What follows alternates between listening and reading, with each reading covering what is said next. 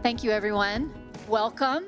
My name is Regina Mayer. I serve as KPMG's Global Head of Clients and Markets, and I'm personally very passionate about the energy transformation.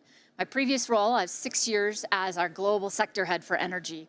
And you'll notice that at KPMG, we use the word transformation because energy transition implies you move from one system to an entirely new system. And our belief is you have to transform all of the means of generating, distributing, and consuming energy in all of its forms in an effort to reduce carbon output and make the planet great again.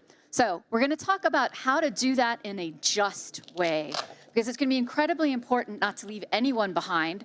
Access to affordable, secure, reliable energy is a game changer relative to wealth creation, the eradication of poverty, dealing with food insecurity, improving education. The list goes on and on. So how do we achieve our climate objectives and heal the planet for future generations while we also bring everyone along? So we're going to talk about how to do that today. And there's no one better to lead this conversation than our very own Mike Hayes. Mike leads our Global Decarbonization Hub, and he's a great friend of mine. He has been educating me about the importance of the energy transformation and how we can get there. There's many lessons learned. I'm American, so I live in Houston, Texas, and you can see examples of where the transformation is working and where it's not working. I think California has some lessons learned in terms of potentially leaving underserved populations behind. So how we do that on a global scale is going to be absolutely critical. So with no further ado, welcome everyone. Thank you for joining KPMG at the ICE Village at the World Economic Forum in Davos. And over to you, Mike Hayes. Thank you. Round of applause. Thank you very much, Regina. I'm not quite sure who was the student and who was the teacher in our relationship over the last 6 years. Really delighted to have this audience with us. In fact, I've met some of this audience at sessions yesterday, and there's one thing about this session that I really want to bring out. All of us are on one huge global endeavor to change the way we live, the way we work, and the way we operate globally. That's our mission, but what today is about how we do it. How we do it is going to be critical. If we get that piece wrong, we will not succeed with the ultimate objective. So today's session is in two parts. First of all, I'm going to be joined by Chris Close from WWF to talk about the role of WWF on the just transition, and most particularly about a big initiative that we launched at COP27 between UNDP, unfortunately Achim Steiner can't be with us today, and he sends his apologies, and WWF, with KPMG as the initial founder and big supporter of the initiative. We're going to talk about that initially, and then we're going to open up into a panel discussion where I've got three different panelists who are going to bring different perspectives: a government perspective, an industry perspective, a professional perspective. And really, my mission is that we start going beyond just talking about the importance of the just energy transition. We need to understand, what does it mean? How do we implement it? And in particular, I want to see public sector participants in this discussion, but also energy companies and investors. They all have a critical role to play in this.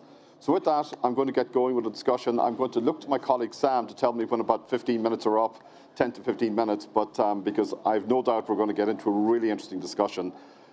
Before we get to this new Alliance for Just Energy Transformation, help me build a connection between the work that WWF does, and I'm no doubt you're very involved in the nature and biodiversity issue, and link that with WWF's focus on the just energy transition.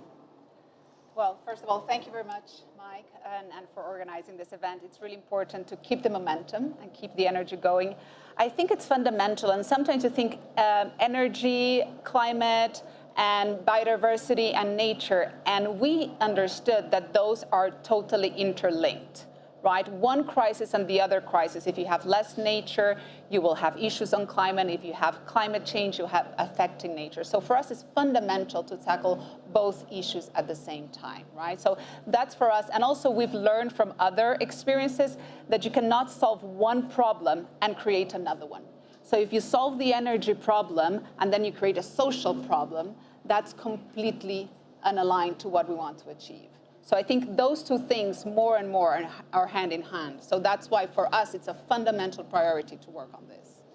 So over the 6 months leading up to COP27, I worked with some of your colleagues in WWF and some incredible colleagues in UNDP to develop this concept called an Alliance for Just Energy Transformation. It was formally launched at COP27. Can you tell me a little bit about the Alliance and share with our audience? And on the screen earlier, we were talking about the 8 principles. But just give us an insight into what this Alliance is about, what it's trying to achieve, and what you think WWF's role is in this. Sure.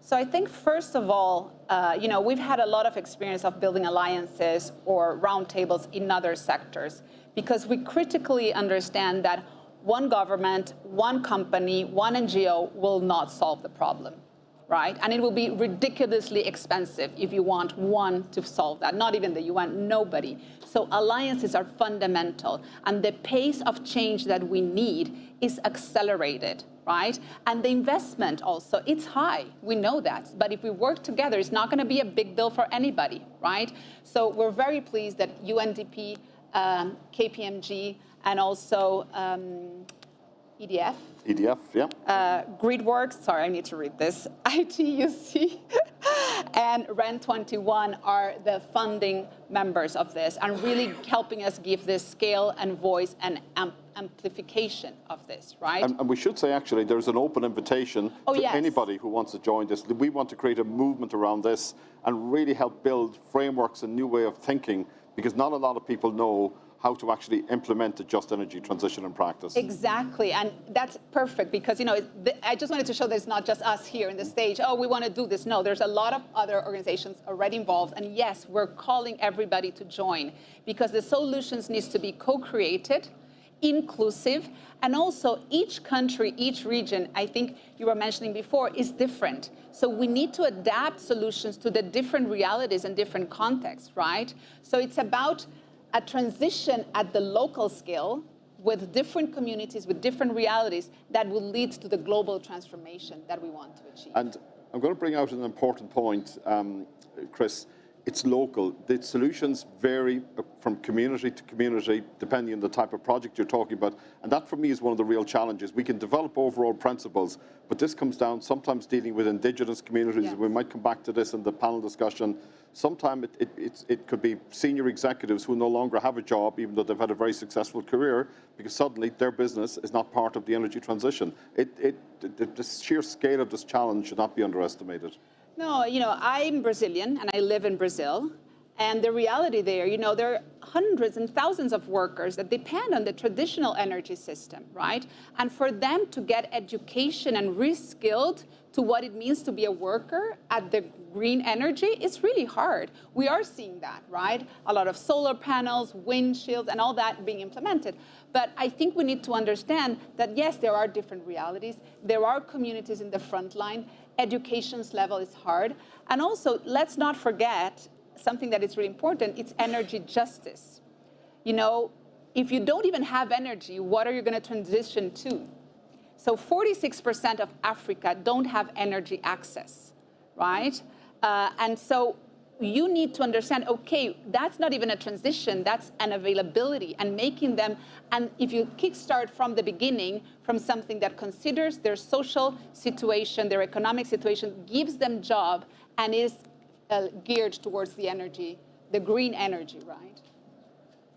So I'm glad you brought up this question of energy access. I actually find it unacceptable that today, in 2023, depending on which report you read, somewhere between 800 million and 1 billion people do not have access to electricity.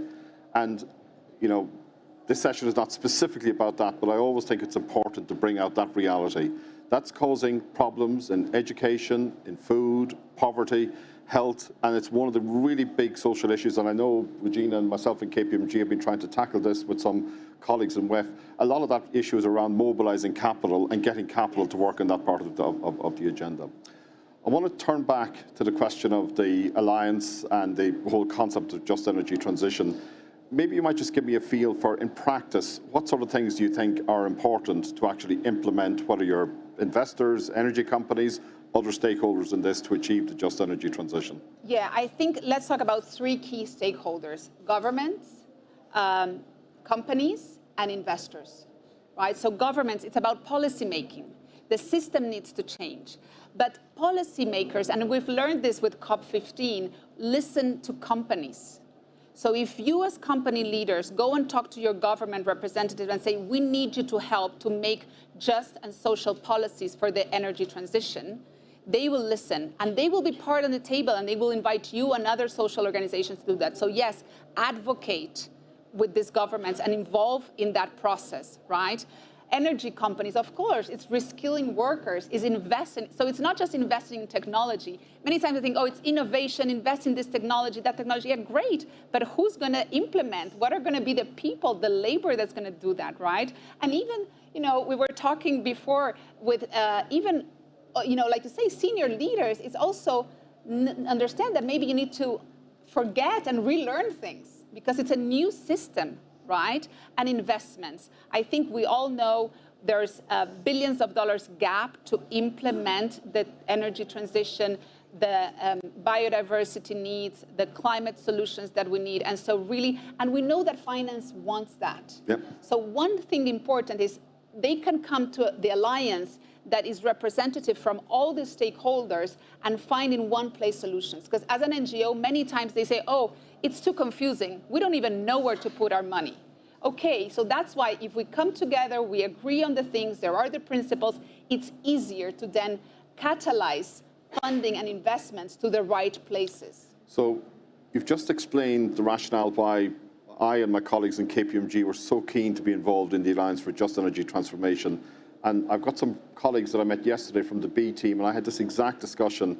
We need to bring the public and private parts of this agenda together. At the moment, we're not talking the same language, we're not sitting down together, and the more we can do that. So my real hope in this Alliance for the Just Energy Transformation is that public and private will work together, and we need to understand each other's perspectives because they are different, and that is a communication issue that we need to get our heads around pretty quickly. Well, that's I don't know if I'm allowed to ask you a question, Mike.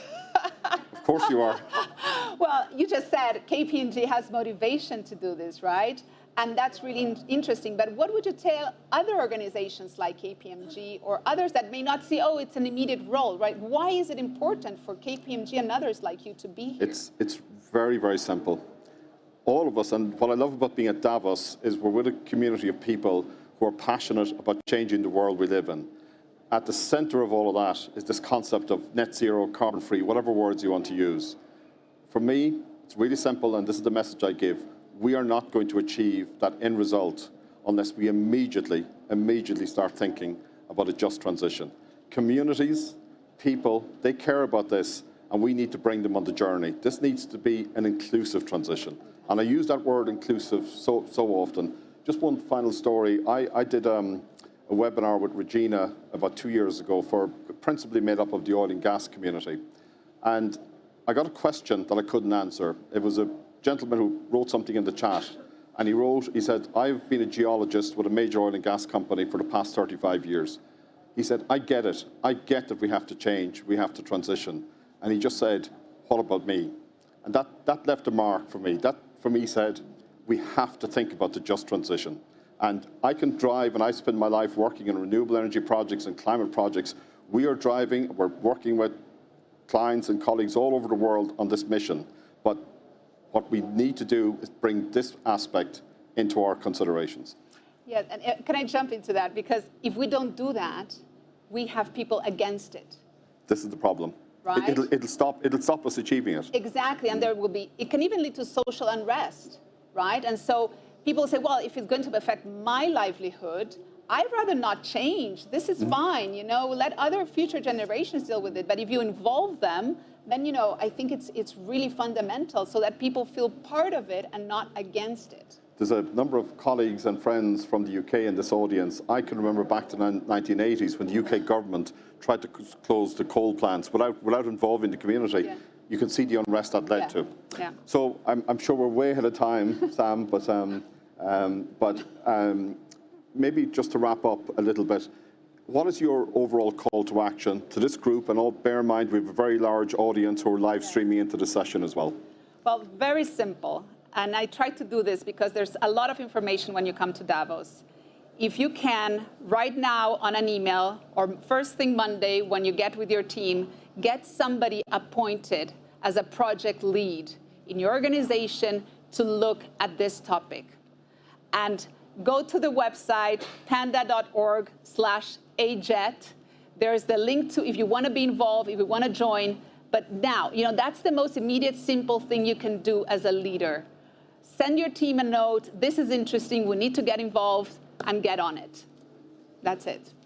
Well, I think that's a really powerful message to wrap it up. Chris Close, thank you so much. Thank you. So I would now like to invite the three panelists to join me on stage in no particular order. Minister Valles from Colombia, Minister for Mining and Energy, if you could join me up here. Surendra Patwari from Gemini Corporation, there you are. And Sarah Owen van der Sluis, who is an energy and infrastructure partner in KPMG. So we're delighted all three of you could join us today. So I've had a really, really interesting discussion with Chris Close on the WWF perspective. The passion and the importance of this has really been conveyed by Chris, so thank you for doing that. Surendra, I want to turn to you first of all. You've been doing recycling, circular economy, long before the term was probably even in use. Going back, I think, to 1989. You've worked with and set up and led Gemini Corporation from your headquarters in Belgium. You are probably one of the leading circular economy companies in the world. I know you're heavily involved. You've been involved with SMI. You're an advisor to WEF. You're involved in so many different initiatives. I'm going to take a little bit of time with you, and I want to hear your story. And in particular, I want to hear how Gemini Corporation has actually been thinking about the social aspects of your business and how from a very early stage, what we now call just transition, you've actually, I think, based on my discussions with you today, you've incorporated and embedded that into your business. Thank you, Mike, for asking me about the story of my company, Gemini Corporation, and the importance of social dimension in my business.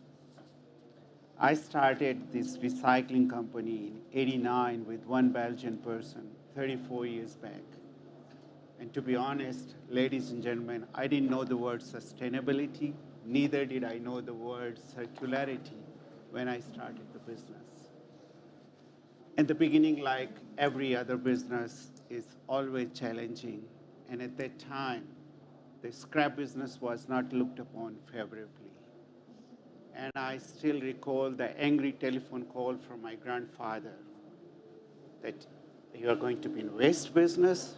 Honest people never do waste business. And even if you make tons of money, he would think that I made it with unfair means by cutting corners, cheating on quality, weight, description. Well, somehow I could convince him. And since then, the story or the journey has been very exciting.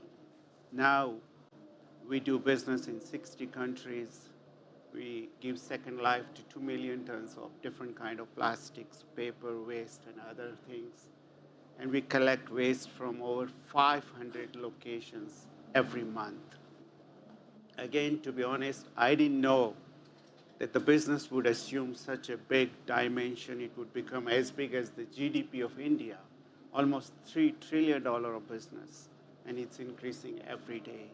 And the sheer size of the volume is also incredible. Municipal waste is about 2 billion tons. And putting it in plastic perspective, every day we generate about 1 million tons of plastic waste, 1 million tons. And shamefully, and sometimes I say shamelessly, less than 10% is recycled. And on top of it, despite so many debates and discussions over the last 3 years, even from this forum at the World Economic Forum, the global plastic recycling rate is going down. It's going down. And why it's going down? Because there is no collection. The collection system is not working. Over 2 billion people do not have access to the waste management system. So what do? Here is the main point of our discussion. Do we leave it uncollected? Do we let it go to the landfill? or we collect it or convert into either a product or an energy. That's the key point. Well, obvious answer is yes, we have to collect it. But how do we collect it? Particularly in the developing world, who is responsible for collection? And there comes the social point. The life and contribution of rag pickers or the waste pickers. I like to call them reclaimers to give dignity to their profession. I think the word rag pickers is not the right word. Oh, sorry. Could you hear me very well? Thank you. Well, I'd like to give them the word reclaimers to give dignity to their professions. So if we use the waste, well, before I go for that, of course, everybody would like that we must upcycle the waste. We must recycle. But the volume is so big that it's not possible to recycle. I can go in a longer terms, but the main thing is that we have to collect it and put it to use. And that would lead to more economic activities. And there are 15 million, that's what we believe, 15 million rag pickers in the world. Their livelihood would change, for sure. And besides, I think we have a responsibilities. So what we did back in India, we started thinking from the waste pickers' point of view, reclaimers' point of view. We thought of distributing and installing at their own premises, free of cost, a small baling machines. Well, here also there was challenge. They were wondering, the community was wondering, how come a Belgian-based company is giving free of cost something at their home? Do we have a hidden agenda? Somehow it took some time to convince them. And the story didn't end there. One of the conditions for installation was there should not be child labor. They have to give us the material at the market prices, every month certain quantities, and the payment would go through only the bank, no cash payment, which is common with air. But it was the child labor which was the most difficult. Went there to inspect, children were working. And you confront them, then they contend what they do in the evening. So we provided them games, televisions. That's how you have to handle these issues. And now I would like to happily say that we have installed such small machines at 40 locations across India. The collection has improved tremendously. And here is a perfect example of a great partnership between people, plastic, planet, and profit. Everybody is happy. Now the point comes, all the waste which has been collected, is it just to put it in energy? Is it a just transitions? And from my experience, it is just and fair. I'll explain you why. From the social point of view, as I explained, I think it's a great contributions to the societies, the marginalized societies. When you leave the waste uncollected, unhandled, it's the marginal society which is affected tremendously. And more than that, we have a responsibility, a big responsibility to our future generations, to the young people like you. On plastic side alone, the quantity would increase from 360 million tons waste as on now to over 1,000 million tons in next 40 years, 1,000 million tons. And if we don't do anything, the children would never forgive us. So we have a responsibility, a social responsibility. And also the SDG number 7 would surely be served with this waste to energy transition. And secondly, environmental point of view. Yes, there are debates. I would not say that it's clearly there are no issues. Yes, there could be emission of gases, but the technology is evolving so much, it's just a question of time that the waste to energy would have less harmful impact. But you cannot question the point that if we do not do actions, the environmental damage, you hear about the marine debris, the microplast, nanoplast, it's scientifically proven that we have to take care of the plastics. And last, the governance point of view, it serves the legal framework. It promotes the economy of circularity. As per American Chemistry Council, plastic to fuel facilities could give a job of number of 39,000 people, economic activity of almost 9 billions. So obviously, it's something every government would approve.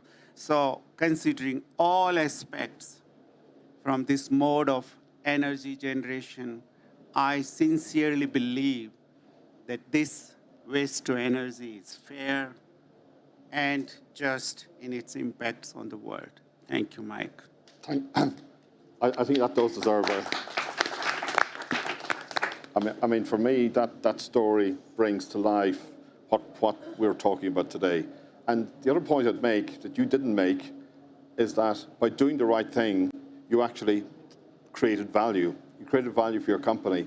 We need to get that narrative across. This is not just about cost. This is about a positive contribution to society, but also creating value for people who invest in making this happen. Minister Velez, recently appointed, I believe, as Minister for Mines and Energy in Colombia. I'm really delighted you could join us here. You have the challenge that you've got to think about this at a multi-dimensional level. You have to think about it from a social justice level, from an economic growth level, and an energy transition level. How do you balance those three sometimes competing interests as part of your policy framework in Colombia? That's a challenge that we have. And first of all, our government has decided to take the challenge. It will be a lot easier just to pretend that it's just about a technological change, changing one technology of energy generation for another. And what we came to realize is that we need to take the opportunity of this climate crisis to make a social change. We do that through democratization of the energy model. So that's our main purpose in the energy transition. And democratization for us implies to take into consideration access, because as the person just before mentioned, we have problems of access in the global south. And we cannot just pretend that transition can be done for those who doesn't have any electricity yet, or who has poor electricity, because it's also a matter of what is the quality of the electricity and what can you produce and what kind of economy, alternative economy, can you produce with that energy that you have access to.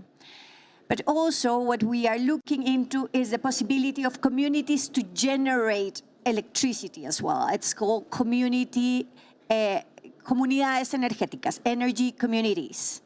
But not only for self-consumption, but also to be able to put electricity into the grid. That implies for us the democratization of the whole model, and of course a change that is hopefully like speeding up the renewables in our country. In addition to that, we are also conscious of the fact that we have an economic model that is dependent on fossil fuels. So we have been a exporting government and country, an oil exporting government country. And now in order to contribute to the climate struggle, then we have to change our export model. And for that, we cannot do it alone. I mean, we don't have an industrialization in place. So something that we have to do in order to contribute to climate change is to industrialize our country. And for that, we need external support because it needs investment in new sectors that are not the traditional extractivist sectors. And we are facing now some of the challenges of making that transition, for example, in the coal sector. During COVID times, the coal went down in the international prices, and some of the mines were closed as a decision by the multinational companies. And even though now the prices are up, those mines are still closed. And what we are facing in those regions is the social and economic crisis that we are going to continue facing in the coming years as the decarbonization in the global north is happening. So that for us implies to really take into consideration what are the differences between the global north and the global south in relation to decarbonization of the global economy. And we have very specific challenges in countries like ours, and we hope to have those challenges taken as global challenges, because otherwise we won't be able to actually make the change. So we are into the industrialization of the economy and the industrialization of the energy transition, so taking the opportunity of producing or assembling solar panels, for example, contributing with the industrialization of some of the minerals that are needed for the transition. And that kind of not only exporting, like taking minerals out from the ground to export minerals, but trying to make another layer in the economy so we can actually make the change. So thank you for that. I've actually got two brief follow-up questions. I read with interest your prior career, which involved an element of filmmaking and human rights. To what extent do you see this as a human rights issue? I have an example to illustrate a bit of how this relates to human rights. In the north of Colombia, we have a region called La Guajira. La Guajira is inhabited by the Wayuu indigenous communities, and it has been a place where coal mining has happened for 3 decades. Yet it is La Guajira the poorest department in the country, where children die of hunger every year, and the inequality is then the biggest in the country as well. So the 3 decades of coal mining hasn't proven to actually generate any wealth. On the contrary, like inequality is bigger, and there is a lot of social unrest and conflict and health problems and environmental problems and all sorts of human rights problems. So now we come to the opportunity of seeing this region from the angle of the new energy generation technologies. So this is a region that has a lot of wind and a lot of solar opportunities. So there is the possibility of changing the extractivist model to renewables. However, the renewables have come with the same model. So it is companies, private companies, not really seeing what the local communities are needing, not really involving local communities, actually through their projects generating more unrest. So we are, even though it is something that could improve the local communities' lives, is not doing it. I just think that's a really important point, because we keep talking about the transition from fossil fuels to renewables, but actually there's a whole suite of new renewable energy projects being set up, and unless these developers actually embrace the community issues, this is why we need some sort of framework. We need to inform that these people, it's not good enough anymore just to build a new solar plant without taking the community issues. And that, going back to my discussion with Chris and the Alliance for a Just Energy Transformation, we really want to bring this issue back to investors, back to energy companies. They need to actually play this out in practice, and that's just a perfect example. I'm going to make one other comment before I will eventually get to you, Sarah. Don't worry, because I do want to hear the energy company perspective. And this is more of a comment for me. You made the comment, Minister Valles, about investment and investment from the global north into the global south. For me and the work that I do, that is one of the single biggest issues. I talk to big investors all the time, and they say, help us find the investable projects in emerging markets. I talk to the emerging markets, and they say, we can't find the investors. There's a piece of work, and this is a big part of my mission on climate. We need to work harder to bring the capital and the projects together. If we can achieve that in emerging markets, and there is so much opportunity, and I'm only just making a comment here, sometimes the issue is perceived risk as opposed to real risk. Investors assume all sorts of risks, and I'll take a country like Colombia.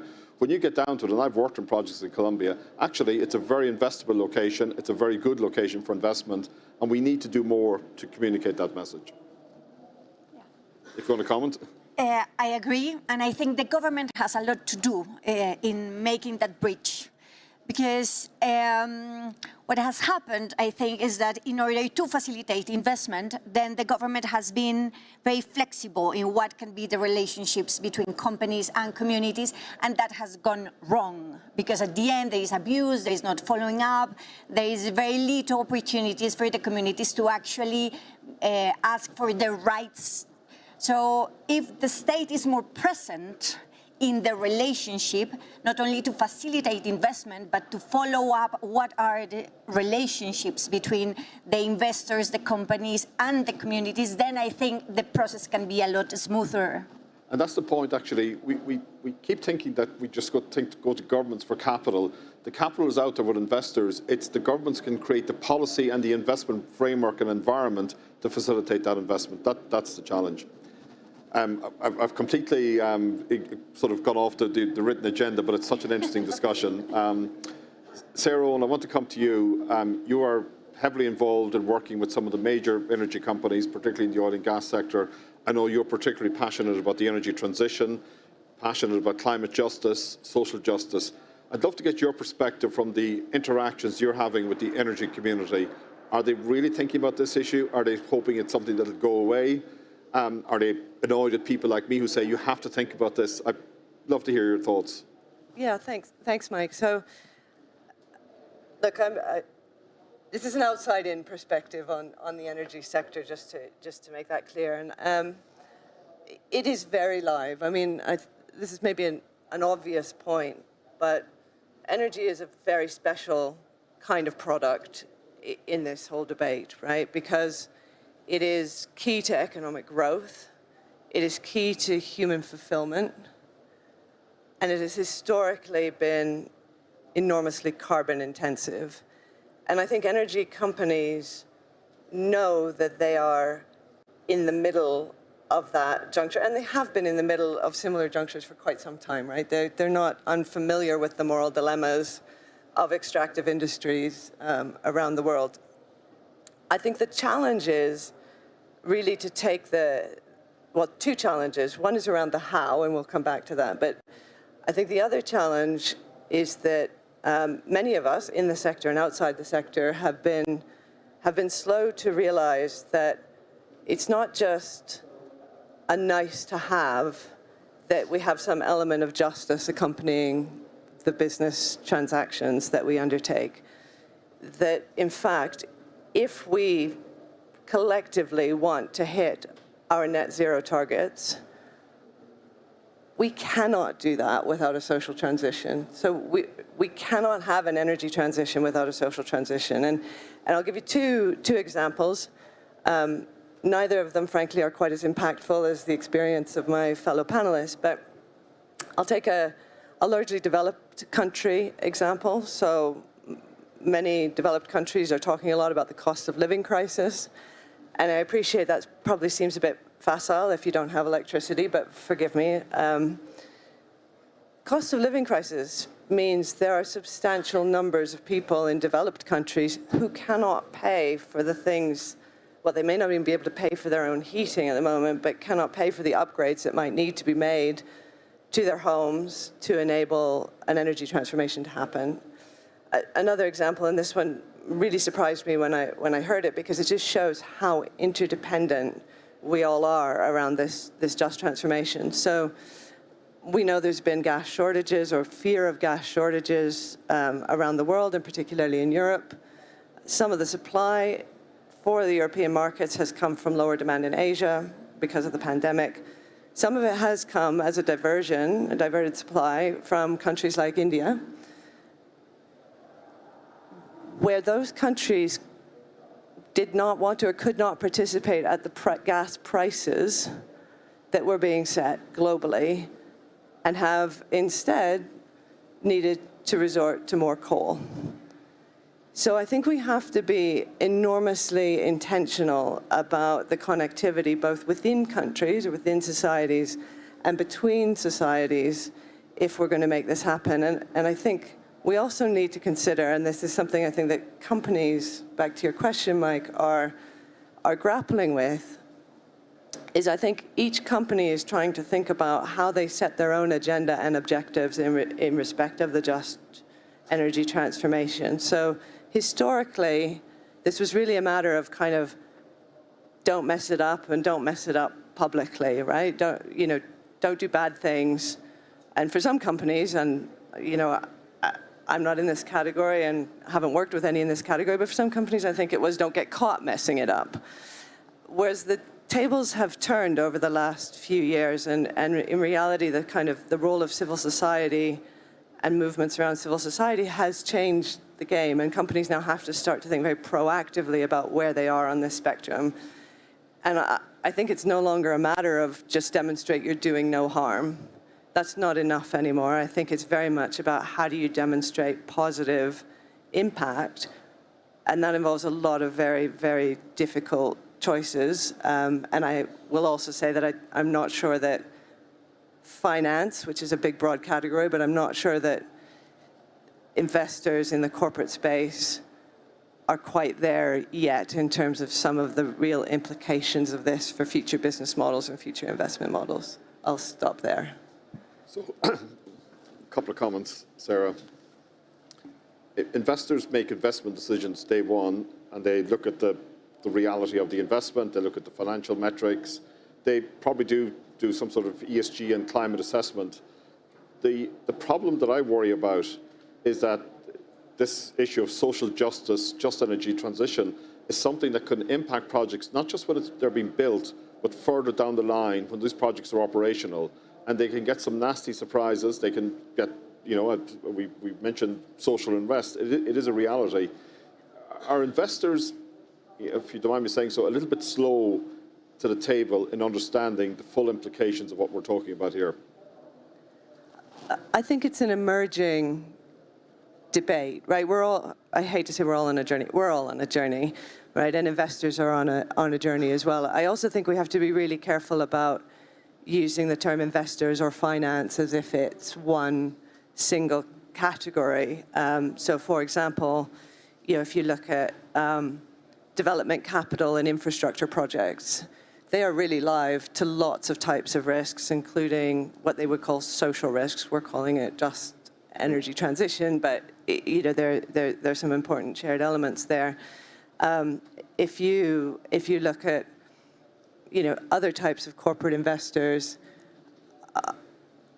honestly, I think right now there's a desire to have everything, and I'm being a little bit simplistic, but I don't think there's a recognition that there's going to be a cost, and maybe a significant cost, and maybe some rebalancing in terms of the returns that investors might be able to achieve purely measured financially in order to deliver some of the transformation that we're talking about. And I guess that's why we're also starting to talk about metrics that are, measures of GDP, for example, that go much wider than purely financial, because I think that is really, really important that we start to be able to value some of the things we're talking about here. Brilliant. I mean, my own perspective, Sarah, is capital is always the critical driver. If we can get capital incorporating the concept that we're talking about, the principles, and start implementing it as part of investment policy, a lot of other things will follow from there on. The energy companies who are receiving that investment will have to play ball. So I think investors are a critical part of this community. So I absolutely agree with you, Mike. I think, though, the more I think about it, the more I think there's got to be push and pull in that space, right? And when we start to talk about the role of civil society, but also the role of governments and regulators, I think there is a really important role in setting the kind of terms on which we either, on which we want these decisions to be made or measured, and what's important and what standards we want organizations to hit. Because I think it's just simply, I think you will get leading organizations slightly ahead of the pack on the matter of values and principles, but I think it's just actually too hard commercially to expect organizations to go way ahead of the pack. I think there needs to be a bit of nudging and a bit of kind of setting the playing field in a more formal way around this. We don't have time to discuss it, but there's this whole concept of beyond value chain mitigation, corporates doing something over and above their net zero journey and climate risk. We're seeing evidence of this. It's happening, but it needs to happen on a much greater scale. I'd love to turn this discussion over to the audience, and I'll do that in a couple of minutes. But one final question I want to put to all the panelists. We've spoken about the importance of this. We've spoken about the role energy companies, investors, and governments need to play on this. If each of you could just talk to me a little bit about what you perceive to be the real barriers to achieving what we're talking about here today in terms of full incorporation of just transition and social justice principles into the way we operate the energy transition. So, Surendra, I'll start with you. From my experience point of view, the first is the government policy. I think the word fairness has non-economical connotations. The government can be the initiator. For instance, they can promote fiscal incentives, like in plastic recycling. To give in brief terms, they should incentivize collections by tax concessions, giving depreciations, extra depreciation on the machineries for collection and recycling, promoting blending of recycled materials with the prime materials, promoting or giving extra weightage on goods which are made from recycled contents. That's the one part they can do. The second part, they should create enforcement of all the systems which they have come out. The barriers from the business point of view is that the economics of recycling have changed. Earlier, we used to calculate, while calculating the total cost, the cost of raw materials, the labor cost, processing cost, and then you come out at the total cost. I think when it comes to the recycling, for example, we have to take into account the external cost, which in a competitive atmosphere at this time, when you ask a plastic recycling or plastic producing company, can you make this at a very competitive price? They would not think about external cost. The cost, for example, of collecting waste at the end of its life, which our future generation have to pay. It must be included. This is one of the barriers which the business people fail to understand. When we can bring in our entire costing system the external costs, this barrier would be reduced substantially. Great, thank you. Minister Velez, if you have time to stay with us, love to hear your perspective on what you think are the key barriers. I will mention 5. So one barrier I see is the difficulty to ask the difficult questions. So it's a lot easier just to make technical questions. But when you come to political decisions, for example, stopping hydrocarbon explorations, but that is going to cost us something in the GDP. So those are the typical paradoxes that are very difficult to make because it is a lot easier just to pretend that we can continue in the same direction. So for governments, it is very important to raise those questions, but also it is a barrier because they are not easy to answer, and then it generates political instability. The second one will be how to make more comprehensive parameters and more comprehensive planning. So we have planning models that are not making or are not supposed to make those difficult questions. So the variables, the type of indexes, the type of analysis that we are meant to be doing in the public policies are very simplistic. So they are not deep and comprehensive enough to make the changes that we have to change, that we have to make. A third point is how to make local challenges or something that is globally relevant We have this situation with the Wayuu community in the north of Colombia.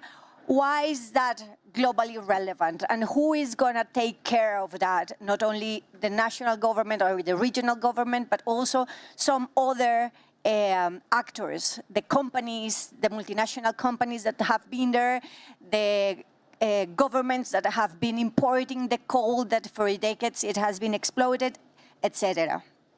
The fourth, I would say, is the policy regulatory systems. The regulatory systems are very inflexible, and we need to make like fast changes and accelerate the transition, and regulations take ages. So I feel that as part of the government in which we are, and we really come with this push to make the acceleration in the energy transition, we don't find the institutions to go as fast as we would like, and the regulatory systems to change as fast as we would like. And the fifth one is how to undo pre-existing conflicts and inequalities that have been created throughout the model, the energy model, the extractivist model in which we are.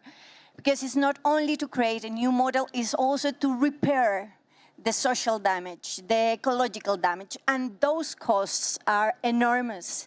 And we also need to invest in those, and there are very few people talking about that, no? So it's like if we were in zero to start a new model, but actually we have all that luggage that really is very heavy in the government's perspective.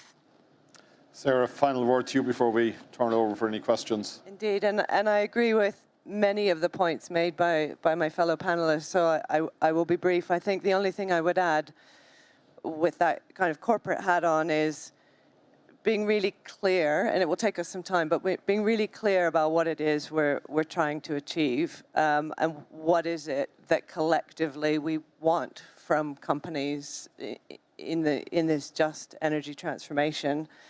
And I think at some stage we then get to the question that we've had in other parallel areas, to be honest, which is how do we measure it, and how do we internalize those externalities so that it becomes part of that investment decision and part of that kind of social compact as well.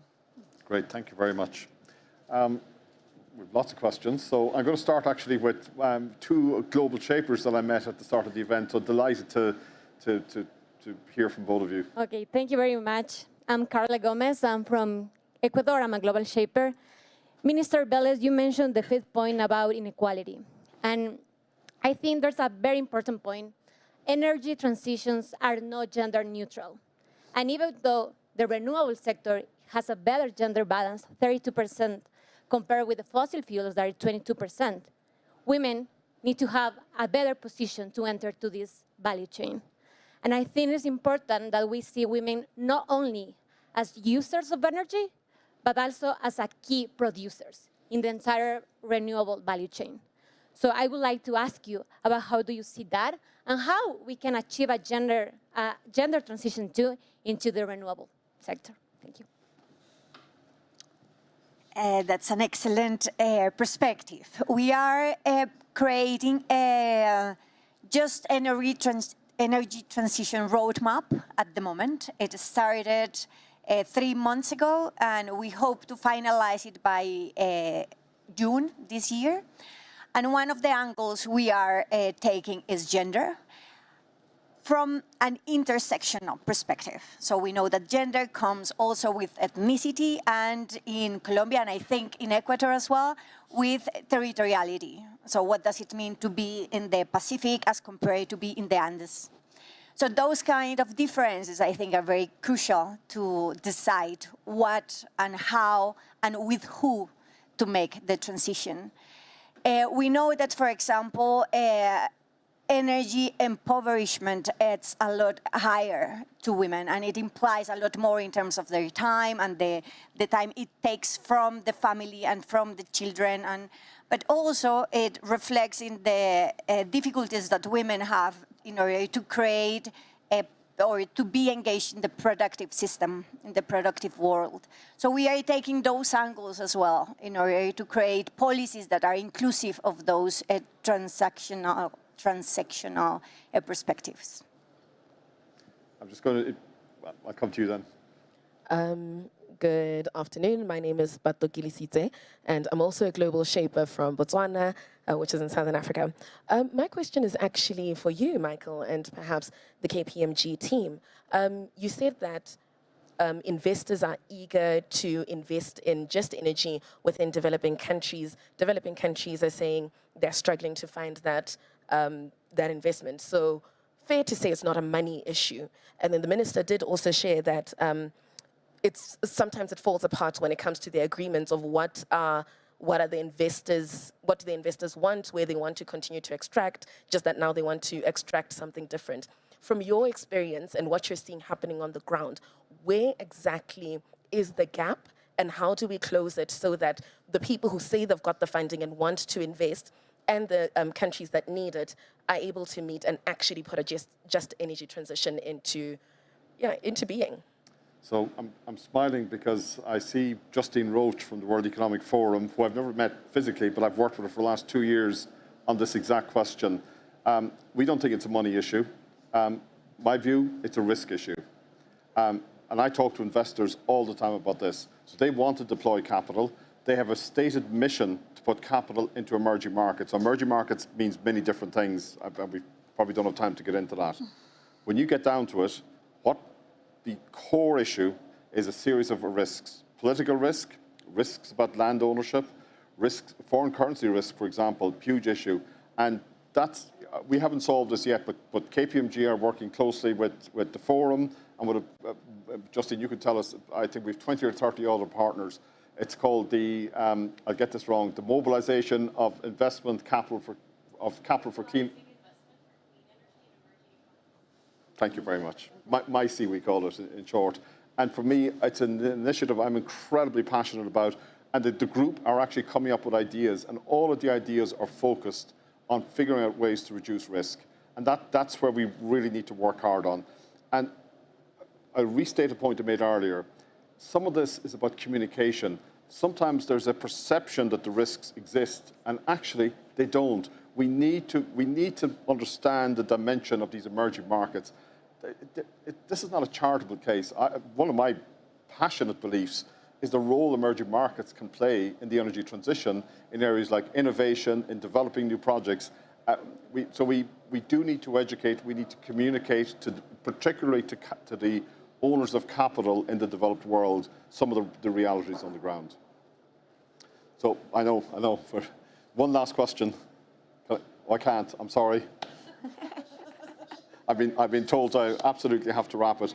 All I'm going to say is, first of all, I want to thank my 3 panelists, Surendra, Minister Valles, and my colleague, Sarah.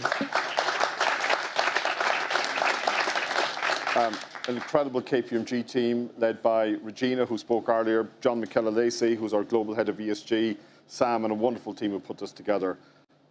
The last message from me is, we need to build momentum around this issue. We're all engaged on the climate issue. We are driving as hard as we can. I use the expression, I used it with you, John, in the meeting the other day, nothing else matters. This is the mission of our life, but how we do it is critical. So hopefully today we've got some insights about how we do it. We understand the barriers, but we also understand the importance of this. So with that, thank you very much.